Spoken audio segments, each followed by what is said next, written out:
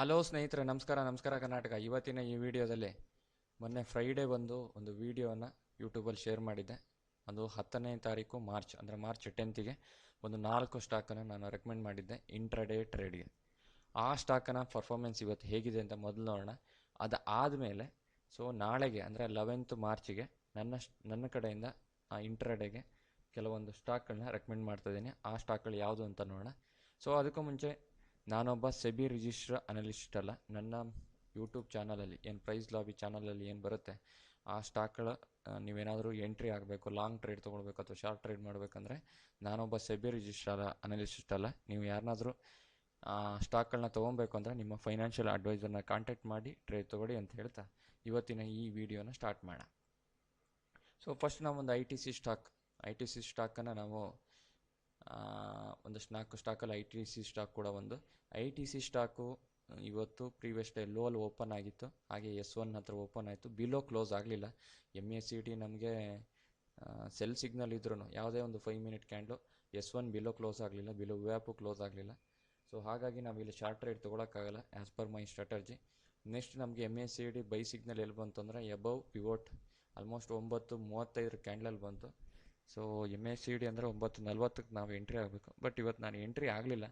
As per ಮೈ rule strategy ಪ್ರಕಾರ ತೊಗೊಳ್ಬೋದಿತ್ತು, but ನಾನು ಸ್ವಲ್ಪ ಈ R1ನಲ್ಲಿ ಯಾಕೋ ನನಗೆ ಪ್ರೈಸ್ ರಿಜೆಕ್ಟ್ ಆಗುತ್ತೆ ಅನ್ನೋ ಕಾನ್ಫಿಡೆನ್ಸ್ ಇತ್ತು. ಅದು ಯಾಕೋ ಗೊತ್ತಿಲ್ಲ, ಒಂದು ಸೆನ್ಸ್ ವರ್ಕ್ ಆಗ್ತಾಯಿತ್ತು. ಹಾಗಾಗಿ ತಪ್ಪೇನಿಲ್ಲ. ನಾನೇನು ಮಾಡಿದೆ, ಶಾರ್ಟ್ ಟ್ರೇಡನ್ನು ತೊಗೊಂಡೆ. ಯಾವಾಗ ಇದೊಂದು ಸ್ವಿಂಗ್ ಬ್ರೇಕ್ ಆದ ತಕ್ಷಣ ಇದು ಡಬಲ್ ಟಾಪ್, ಇದು ಬ್ರೇಕ್ ಆದ ತಕ್ಷಣ ತೊಗೊಂಡೆ. ಒಂದು ಕನ್ಫರ್ಮೇಷನ್ ಅಂದರೆ double confirmation. Next MACD sell signal ಬರೋಕ್ಕೂ ಬಿಲೋ R1 ಕ್ಲೋಸ್ ಆಗೋಕ್ಕೂ ನಾನಿಲ್ಲಿ ಶಾರ್ಟ್ ಮಾಡಿದೆ. ನೆಕ್ಸ್ಟ್ ಒಂದು 0.4% ಅಷ್ಟು ಬುಕ್ ಮಾಡಿದೆ ಅಷ್ಟೇ. ಯಾಕೆ 0.4% ಅಂತಂದರೆ ಇದು ಪಿವೋಟ್ ಹತ್ರ ಬಂದ್ರೂ ನಮಗೆ 0.5% ಅಷ್ಟು ರಿಟರ್ನ್ ಬಂದೇ ಇರಲಿಲ್ಲ, ಆದರೆ ಕೆಳಗೆ ಬರಲೇ ಇಲ್ಲ. ನೆಕ್ಸ್ಟು ವೆಯ್ಟ್ ಮಾಡಿ ಕೊನೆಗೊಂದು 0.4% ಅಷ್ಟು ನಾನು ಬುಕ್ ಮಾಡಿದೆ. ಓಕೆ, ಕೆಲವೊಂದು 0.3ಗೆ, ಕೆಲವೊಂದು 0.4ಗೆ, ಕೊನೆಗೂ 0.25ಗೂ ಬುಕ್ ಮಾಡಿದ್ದುಂಟು. ಓಕೆ, ಇದು ಐ ಟಿ ಸಿ ಕತೆ. ಅಂಥ ಒಳ್ಳೆ ಮೂವ್ಮೆಂಟ್ ಕೊಟ್ಟಿಲ್ಲ ಅಂದ್ರೂ ನಮ್ಗೆ ಯಾವುದೇ ಕಾರಣಕ್ಕೊಂದು ಸ್ಮಾಲ್ ಪ್ರಾಫಿಟಿಗೆ ಯಾವುದೇ ತೊಂದರೆಯನ್ನು ಕೊಟ್ಟಿಲ್ಲ ಐ ಟಿ ಸಿ. ಹಾಗೆ ನೆಕ್ಸ್ಟ್ ನಮಗೆ ಅದಾನಿ ಎಂಟರ್ಪ್ರೈಸಸ್ ಕೂಡ ಹಾಗೆ ನಾವು ಇದರಲ್ಲಿ ಕೂಡ ಶಾರ್ಟ್ ಟ್ರೇಡನ್ನು ಮಾಡಿದ್ವಿ. ಇದು ಪಿವೋಟ್ಗಿಂತ open is equal to low ಇತ್ತು, ಬಟ್ ನಾನು ಈ ಓಪನ್ ಈಸ್ ಈಕ್ವಲ್ ಟು ಲೋನ ನಾನು ಇವತ್ತು ನೋಡಲೇ ಇಲ್ಲ. ಓಪನ್ ಈಸ್ ಈಕ್ವಲ್ ಟು ಲೋನ ಅಬ್ಸರ್ವ್ ಮಾಡಲಿಲ್ಲ, ನನ್ನ ದೊಡ್ಡ ಮಿಸ್ಟೇಕು. ಬಿಲೋ ಪಿವೋಟ್ ಓಪನ್ ಆದರೂ ಫಸ್ಟ್ 5 ಮಿನಿಟ್ ಕ್ಯಾಂಡ್ಲು R1 ತನಕ ಮೂವ್ಮೆಂಟ್ ಆಗಿಬಿಡ್ತು, ಹ್ಯೂಜ್ ಮೂವ್ಮೆಂಟು. ಹಾಗಾಗಿ ನಾನಿಲ್ಲಿ ಎಬೋ R1 ಶಾರ್ಟ್ ಟ್ರೇಡನ್ನು ತೊಗೊಂಡೆ. ಎಬೋ R1 ಶಾರ್ಟ್ ಟ್ರೇಡ್ ಅಲ್ಲ, ಲಾಂಗ್ ಟ್ರೇಡನ್ನು ತೊಗೊಂಡೆ. But as per my strategy ನಾನು ತೊಗೊಳಂಗಿಲ್ಲ, ಯಾಕೆಂದರೆ ಇದು ಪಿವೋಟ್ಗಿಂತ ಕೆಳಗೆ ಓಪನ್ ಆಗಿ R1 ತನಕ ಲಾಂಗ್ ರನ್ ಆಗಿದೆ. ಅದಾದಮೇಲೆ there is a chance false breakout ಆಗೋ ಚಾನ್ಸಸ್ಸು ಇದೆ. ಬಟ್ ಹೈ ರಿಸ್ಕಲ್ಲಿ ನಾನೊಂದು ಟ್ರೇಡ್ ತೊಗೊಂಡೆ, ಲಾಂಗ್ ಟ್ರೇಡನ್ನು. ವಿತ್ ಹೈ ರಿಸ್ಕ್ ಒಂದು ಸ್ಮಾಲ್ ಪ್ರಾಫಿಟನ್ನು R2 ಬುಕ್ ಮಾಡಿದೆ. R2 ನಿಯರ್ ಆಲ್ಮೋಸ್ಟ್ ಒಂದು 0.5% ಅಷ್ಟು ನಾನು ಬುಕ್ ಮಾಡಿದೆ. ಓಕೆ, ಮತ್ತು ನಾನು ಶಾರ್ಟ್ ಟ್ರೇಡ್ ಮಾಡಿರುವಂಥದ್ದು, ಇದರಲ್ಲಿ ಶಾರ್ಟ್ ಟ್ರೇಡ್ ಮಾಡಲಿಕ್ಕೆ ಹೋಗಲಿಲ್ಲ, ಮಾಡೋ ಪ್ರೊಬಬಿಲಿಟಿ ಇತ್ತು. ಇಲ್ಲೊಂದು ಸ್ಮಾಲ್ ಕ್ವಾಂಟಿಟಿ, ಅದು ಹೇಳಲೇಬಾರ್ದು, ಬಿಲೋ ಪಿವೋಟು ಸ್ಮಾಲ್ ಟ್ರೇಡ್, ಒಂದು 20 ಕ್ವಾಂಟಿಟಿಲಿ ಒಂದು ಸ್ಮಾಲ್ ಟ್ರೇಡನ್ನು ತೊಗೊಂಡೆ. ಅದನ್ನು ಹೇಳೋಕ್ಕೆ ಹೋಗಬಾರ್ದು, ಬಟ್ ಸುಮ್ಮನೆ ಏನೋ ಹೇಳ್ತಾರಲ್ಲ, ಇಷ್ಟೊಂದು ಶಾರ್ಟ್ ಮೂಮೆಂಟ್ ಆದಮೇಲೆ ಅದನ್ನು ತೊಗೊಳ್ಬಾರ್ದಿತ್ತು. ಬಟ್ ಲಕ್ಕಿಲಿ ನಂಗೆ ಒಂದು 0.5% ಪ್ರಾಫಿಟ್ ಆಯಿತು. ಓಕೆ, ಇದರಲ್ಲಿ ಕೂಡ ನಾವು ಇವತ್ತು ಅದಾನಿ ಎಂಟರ್ಪ್ರೈಸಸ್ಸಲ್ಲಿ ನಾವು ಟ್ರೇಡ್ ಆ್ಯಸ್ ಪರ್ ಮೈ ಸೆಟಪ್ ಟ್ರೇಡ್ ಮಾಡೋ ಹಾಗೆ ಇರಲಿಲ್ಲ. ಅಂದರೆ ಹೈ ರಿಸ್ಕಲ್ಲಿ ತೊಗೊಬೋದು, ವಿತ್ ಲೋ ರಿಸ್ಕಲ್ಲಿ ನಾವು ಟ್ರೇಡ್ ಮಾಡೋ ಥರ ಇರಲಿಲ್ಲ. ಬಿಲೋ ಪಿವೋಟು ಕೂಡ ಶಾರ್ಟ್ ಮಾಡ್ಬೋದಿತ್ತು. ನೆಕ್ಸ್ಟ್ ಇಲ್ಲಿ ಎಬೋ R1 ಕೂಡ ಟ್ರೇಡ್ ಮಾಡ್ಬೋದಿತ್ತು. ಇದೆಲ್ಲ ಹೈ ರಿಸ್ಕ್ ಟ್ರೇಡ್ಸ್ ಅಷ್ಟೇ. ಓಕೆ, ಇನ್ನೊಂದು ಬಂದುಬಿಟ್ಟು HDFC ಬ್ಯಾಂಕಲ್ಲಿ ಕೂಡ ನಾನು ಲಾಸಿಂದ ಪ್ರಾಫಿಟ್ಗೆ ಕನ್ವರ್ಟ್ ಆದೆ. ಇವತ್ತು ಹೈಯೆಸ್ಟ್ ಟ್ರೇಡು ಒಂದು ದಿನದಲ್ಲಿ ಮಾಡಿರುವಂಥದ್ದು HDFC ಬ್ಯಾಂಕಲ್ಲಿ. ಯಾಕೆ ಅಂದರೆ ನಮಗಿಲ್ಲಿ ಬಿಲೋ ಪಿವೋಟ್ ಕೂಡ ಕ್ಲೋಸ್ ಆಯಿತು. ಜೊತೆಗೆ ಬಿಲೋ ವ್ಯಾಪ್ MACD ಸೆಲ್ ಸಿಗ್ನಲ್ ಇತ್ತು. ಇಲ್ಲೊಂದು ಶಾರ್ಟ್ ಟ್ರೇಡ್ ಮಾಡಿದ್ರು, ಅದು ನಮಗೆ ಟಾರ್ಗೆಟ್ 0.5% ಅಷ್ಟು ರಿಟರ್ನ್ ಬರಲೇ ಇಲ್ಲ. 0.5% ಅಷ್ಟು ಈ ಟ್ರೇಡ್ ಈ ಮೂಮೆಂಟು ಬರಲೇ ಇಲ್ಲ. ಹಾಗಾಗಿ ನಾವು ಇದನ್ನು ಲಾಸಲ್ಲೇ ಬುಕ್ ಮಾಡಬೇಕಾಯ್ತು, ಸ್ಮಾಲ್ ಲಾಸಲ್ಲಿ. ಓಕೆ, ನೆಕ್ಸ್ಟ್ ನಾವು ಎಬವ್ ಪಿವೋಟ್ ಒಂದು ಲಾಂಗ್ ಟ್ರೇಡನ್ನು ತೊಗೊಂಡ್ವಿ. ಯಾಕಂದರೆ ಇದು S1 ತನಕ ಟ್ರಾವೆಲ್ ಆಗಿರಲಿಲ್ಲ, ಇದು ಫಾಲ್ಸ್ ಬ್ರೇಕ್ಔಟ್ ಆಗಿತ್ತು. ಸೊ ಹಾಗಾಗಿ ಎಬವ್ ಪಿವೋಟ್ ಒಂದು ಲಾಂಗ್ ಟ್ರೇಡ್ ಅಂತ ತೊಗೊಂಡ್ವಿ. ಸೊ ಇದರಲ್ಲಿ ಕೂಡ ನಾವು ಒಂದು 0.5% ಅಷ್ಟು ಬುಕ್ ಮಾಡಿದ್ವಿ. ಓಕೆ, ನೆಕ್ಸ್ಟು ಇದು ಯಾಕೋ ಸ್ವಲ್ಪ R1 ಹತ್ರ ರಿಜೆಕ್ಟ್ ಆಯಿತು ಥರ ಕಾಣ್ತು, ಅಂದರೆ ಪ್ರೀವಿಯಸ್ ಡೇ ಹೈಯಲ್ಲಿ ರಿಜೆಕ್ಟ್ ಆಗೋ ಥರ ಕಾಣ್ತು. MACD ಸೆಲ್ ಸಿಗ್ನಲ್ ಬಂದಿತ್ತು. ಸೊ ಹಾಗಾಗಿ ನಾವು ಇಲ್ಲೊಂದು ಶಾರ್ಟ್ ಟ್ರೇಡನ್ನು ತೊಗೊಂಡ್ವಿ. ಓಕೆ, ಇಲ್ಲೊಂದು ಶಾರ್ಟ್ ಟ್ರೇಡ್ ಅಂತ ತೊಗೊಂಡ್ವಿ. ಸೊ ಹಾಗಾಗಿ ನನಗೆ ಓವರ್ ಆಲ್ HDFC ಬ್ಯಾಂಕಲ್ಲಿ ಫಸ್ಟ್ ಟ್ರೇಡಲ್ಲಿ ಲಾಸ್ ಆಗಿತ್ತಲ್ಲ, ಹಾಗಾಗಿ ವಿತ್ ಬ್ರೋಕರೇಜ್ ಎಲ್ಲ ಹೋಗಿಬಿಟ್ಟು ಸೊ ಒಂದು ಎವರೇಜ್ ಆಗಿ ಒಂದು ಪ್ರಾಫಿಟ್ಟಿಗೆ ಟರ್ನ್ ಆಯಿತು.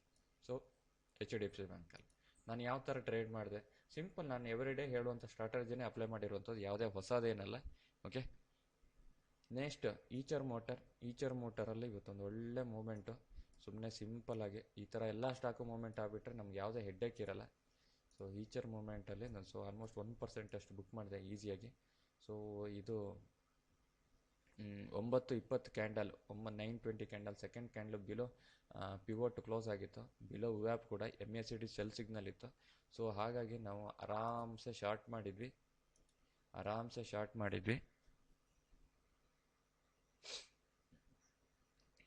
ಆಲ್ಮೋಸ್ಟ್ 1% ಅಷ್ಟು ನಾನು ಬುಕ್ ಮಾಡಿದೆ. ಮೇ ಬಿ ಇದೇ ಕ್ಯಾಂಡ್ಲು ಏನೋ ಬುಕ್ ಮಾಡಿದೆ 1% ಅಷ್ಟು, ಒಂದಷ್ಟು 0.5% ಮತ್ತು ಉಳಿದಿದ್ದಷ್ಟು 1% ಬುಕ್ ಮಾಡಿದೆ. ಬಟ್ ಒಳ್ಳೆ ಮೂಮೆಂಟ್ ಆಯಿತು.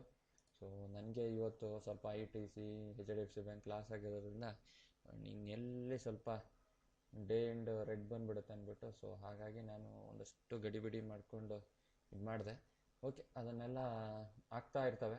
ಜೊತೆಗೆ ಒಂದಷ್ಟು ಬೇರೆ ಈ ಆ್ಯಂಜಲ್ ಅಕೌಂಟಲ್ಲೂ ರಿಲಯನ್ಸ್ ಟ್ರೇಡ್ಗಳನ್ನ ತೊಗೊಂಡೆ. ಇಲ್ಲಿ ನೋಟಿಫಿಕೇಷನ್ ನೋಡ್ಬೋದು ನೀವು, ನೋಟಿಫಿಕೇಷನ್ ಇಲ್ಲಿದೆ. ಓಕೆ, ಸೊ ರಿಲಯನ್ಸ್ HDFC ಕೆಲವೊಂದು ಕ್ವಾಂಟಿಟಿನ ತೊಗೊಂಡೆ. ಅಲ್ಲಿಗೆ ಫಸ್ಟಿಗೆ ಏನು ಲಾಸ್ ಆಗಿತ್ತು ಅದನ್ನು ರಿಕವರ್ ಮಾಡೋದಕ್ಕೆ ಬೇರೆ ಬೇರೆ ಅಕೌಂಟಲ್ಲಿ. ಸೊ ಅದೆಲ್ಲ ನನ್ನ ನಂಬಿಕೆ. ಓಕೆ, ಬಿಟ್ಬಿಡಿ. ನೆಕ್ಸ್ಟು ನಾಳೆಗೆ ಯಾವುದಾದ್ರು ಸ್ಟಾಕ್ ಇದೆ ನೋಡೋಣ. ನಾಳೆಗೆ ಇಂಟ್ರಾಡೇ ಸ್ಟಾಕ್ ಬಂದುಬಿಟ್ಟು ನನ್ನ ಕಡೆಯಿಂದ first Asian paint,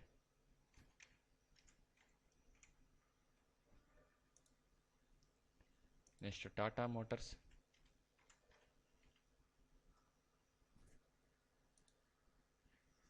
next Mahindra and Mahindra M&,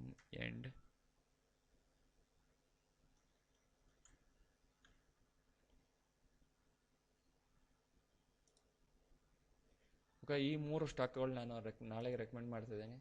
so Mahindra market ಸ್ವಲ್ಪ ಪಾಸಿಟಿವ್ ಇದ್ರೂ, ಸೊ ಪಾಸಿಟಿವ್ ಅಂತ ಹೇಳೋಕ್ಕಾಗಲ್ಲ. ಮಹೀಂದ್ರಾ ಸ್ವಲ್ಪ ನಿನ್ನೆ ಇನ್ಸೈಡ್ ಬಾರ್ ಆಗಿತ್ತು, ಇವತ್ತು ಬ್ರೇಕ್ಔಟ್ ಆಗಿದೆ. ಸೊ ಮೇ ಬಿ ನಾಳೆ there is a chance of further weakness, ಅಂದರೆ ನೆಗೆಟಿವ್ ಬರೋ ಚಾನ್ಸಸ್ ಇದೆ. ಸೊ ಹಾಗಾಗಿ ಮಹೀಂದ್ರಾ.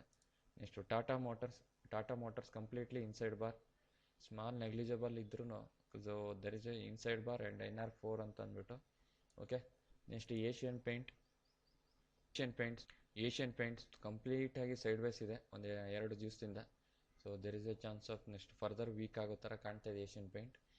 ಕಂಪ್ಲೀಟ್ ಬೋಲೆಂಜರ್ ಪ್ಯಾಂಟಲ್ಲೂ ಹಾಗೆ ನ್ಯಾರೋ ರೇಂಜ್ ಇದೆ. ನ್ಯಾರೋ ರೇಂಜ್ ಅಂದರೆ ಕಂಪ್ಲೀಟ್ ಬೋಲೆಂಜರ್ ಪ್ಯಾಂಟ್ ಸ್ಕ್ವೀಸ್ ಆಗಿಬಿಟ್ಟಿದೆ, ಕಂಪ್ಲೀಟ್ ಸ್ಕ್ವೀಸ್ ಆಗಿದೆ.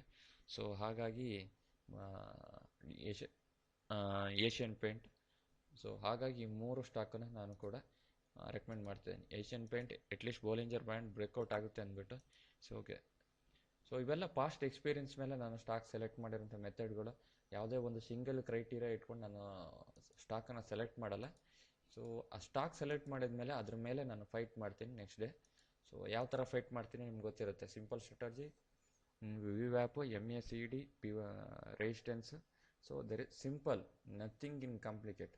ಎಲ್ಲೆಲ್ಲಿ ಬಂದಾಗ ಹೇಗೆ ನಮ್ಮ MACD ಸೆಲ್ ಸಿಗ್ನಲ್ ಕೊಡುತ್ತೋ ಸೊ ಅಲ್ಲಲ್ಲಿ ಟ್ರೇಡ್ ತೊಗೊಳ್ತಾ ಹೋಗ್ತೀನಿ. ಓಕೆ, ಒಂದು ಸ್ಮಾಲ್ ಪ್ರಾಫಿಟನ್ನು ಟಾರ್ಗೆಟ್ ಇಟ್ಕೊಂಡು ನಾನು ಟ್ರೇಡ್ ಮಾಡ್ತಾ ಇರ್ತೀನಿ 0.5% ಅಷ್ಟು. ಸೊ ಸದ್ಯಕ್ಕೆ ನಿಮ್ಗೆ ಗೊತ್ತಿದೆ ಇಂಡಿಯಾ ವಿಕ್ಸ್ ತುಂಬ ಕಡಿಮೆ ಇದೆ, ವಾಲಟಾಲಿಟಿ ಕಡಿಮೆ ಇದೆ. ಸೊ ಅದಕ್ಕೋಸ್ಕರ 0.5% ಅಷ್ಟು ಇಟ್ಕೊಳ್ತೀನಿ.